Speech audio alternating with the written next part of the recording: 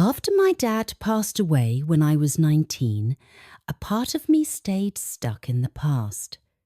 The anger I had towards my mum, Linda, never really went away. 5 years later, at 24, that resentment still hung over me like a cloud. Every morning, it was there, waiting for me to wake up, a reminder of everything I thought she was. I couldn't shake the feeling that something about her had always been wrong, even when Dad was alive. Now, she was married to Nathan. The more I watched them together, the more I couldn't understand it. Nathan was 34, 9 years younger than Linda.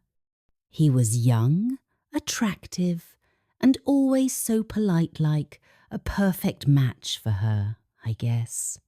But there was something about him that drove me crazy. How could someone like my mum end up with someone like Nathan? Could he really be the one to make her happy? Maybe, but I still couldn't bring myself to believe she deserved it. The more I watched them, the more I became confused by Nathan. He had a way of talking, a way of moving, that felt familiar, like I should have known him before. It wasn't that he looked familiar, but it was something deeper. His laugh, the way his eyes seemed to lock onto mine whenever he spoke, the way his words seemed to stick in my mind even when I wasn't around him. It was like a connection that shouldn't have been there. But that wasn't what bothered me. What truly bothered me was the way I couldn't imagine a bond between Nathan and Linda. I'd see them together and think they were strangers, sharing space without ever really connecting. But with me, it was different. Every time I spoke to Nathan, we just clicked.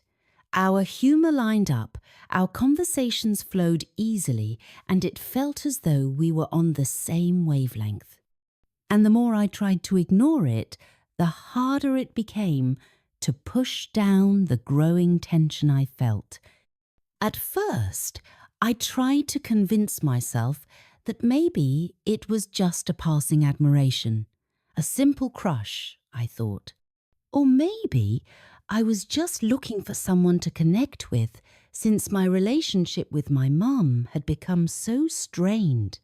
But every time I saw Nathan, something inside me shifted. I couldn't pinpoint what it was, but I could feel it growing. That pull toward him that scared me as much as it intrigued me.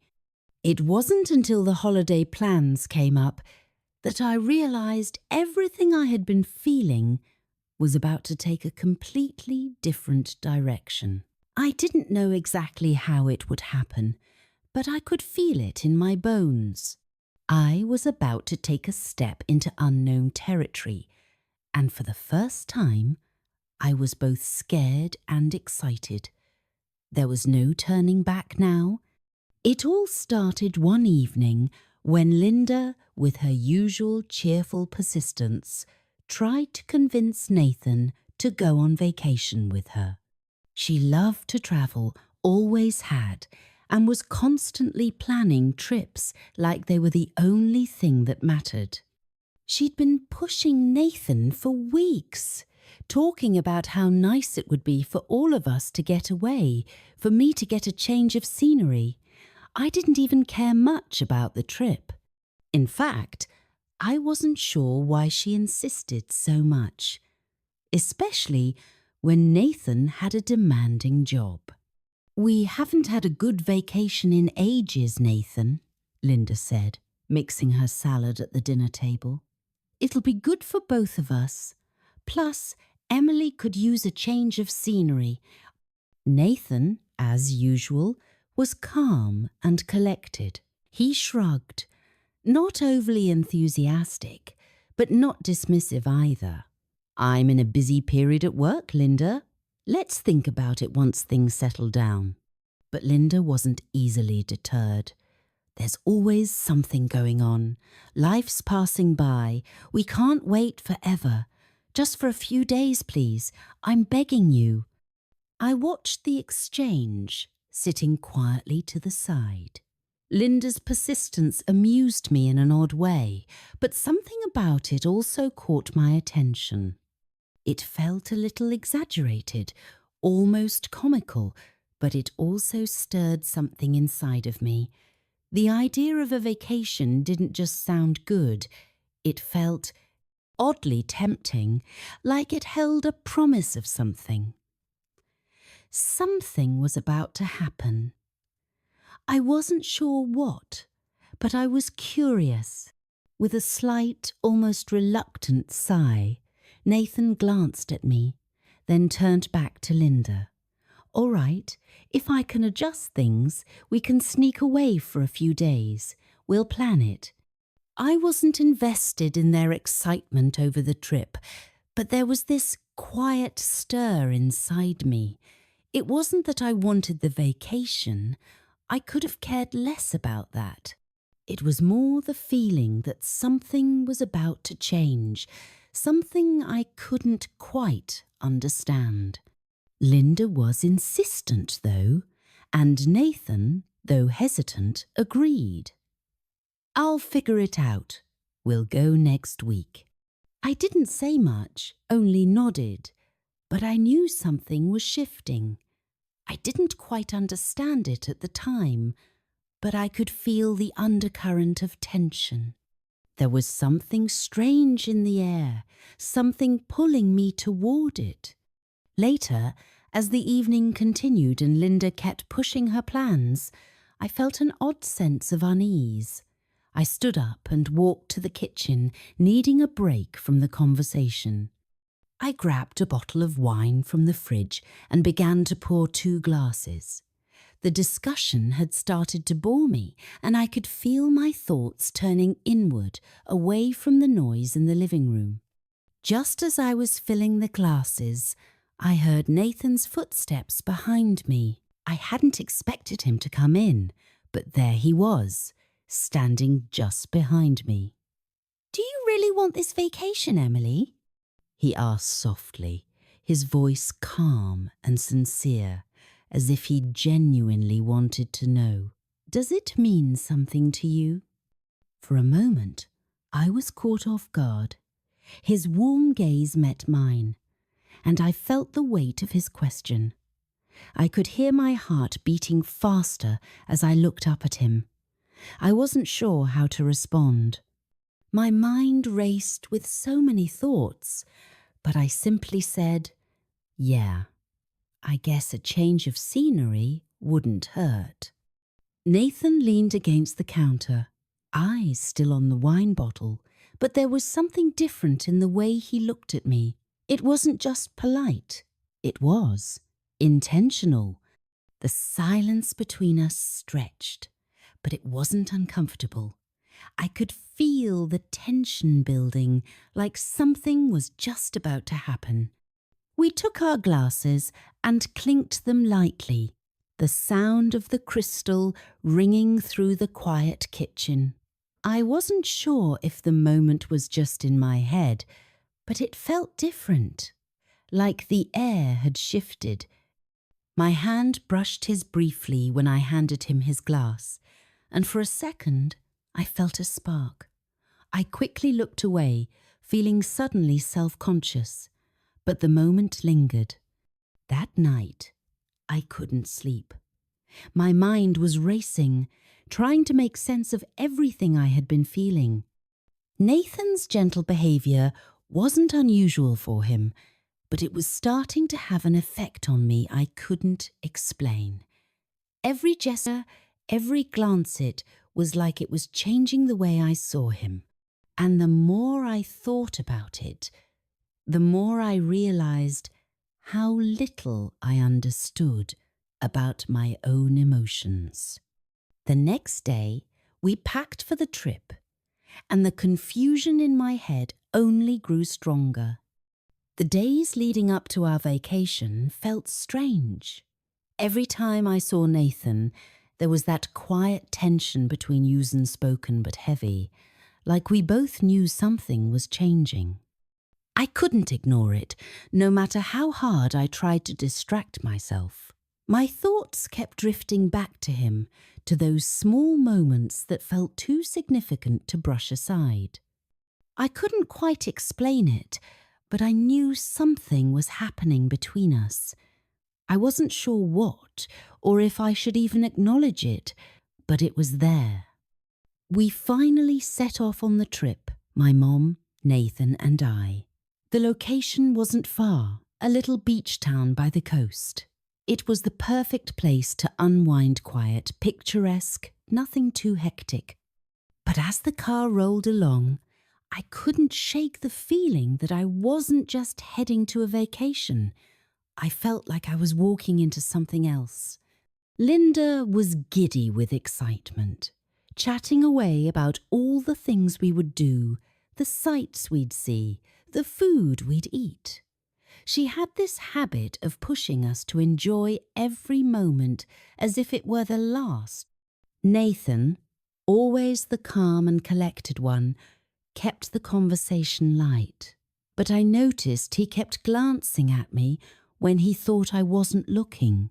His eyes lingered for a second longer than they should have, and every time it happened, my heart skipped a beat. I tried to tell myself it was nothing. After all, he was just being friendly, right? But every time his gaze met mine, there was a spark, a connection I couldn't deny. I told myself it was just the quiet setting, the novelty of the trip, the space away from the everyday hustle. But deep down, I knew it was something more. That evening, after we arrived and settled into the small beach house we had rented, Linda quickly went to unpack, leaving Nathan and me alone in the living room. I felt the tension grow thick in the air as I sat on the couch, pretending to watch the sunset outside the window. Nathan walked over to join me, a half smile on his face, as he sank down beside me. "Nice view," he said, gesturing to the ocean just beyond the glass. "Yeah," I replied, my voice low. My heart was racing, and I couldn't bring myself to look at him. I kept my eyes on the horizon, my mind swirling. Why was I feeling this way? Why was it so difficult to breathe in his presence? Nathan stayed silent for a moment, and I could feel his eyes on me. When I finally looked at him, I saw the familiar warmth in his expression, but there was something else there too, something unspoken. "You're different when it's just the two of us," he said softly. His words caught me off guard, and my chest tightened. "What do you mean?" I asked, even though I already knew the answer.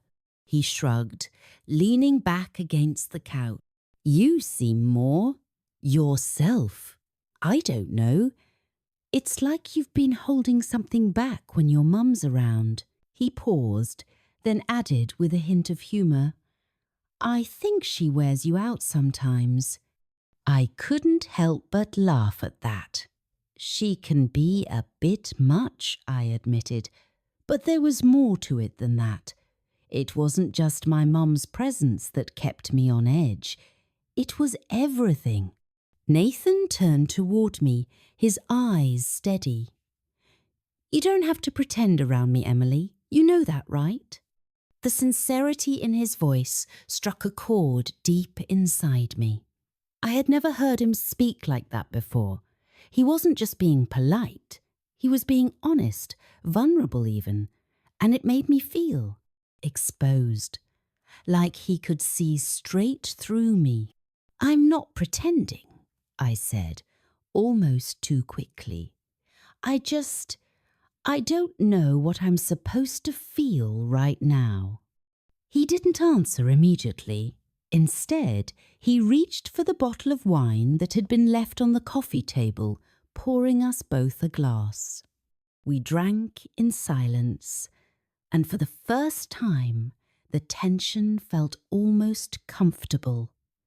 I was aware of his presence, of the way he was sitting so close, of the way my body seemed to react to his every movement. When Linda came back into the room, I immediately stiffened, trying to push all the thoughts and feelings out of my mind.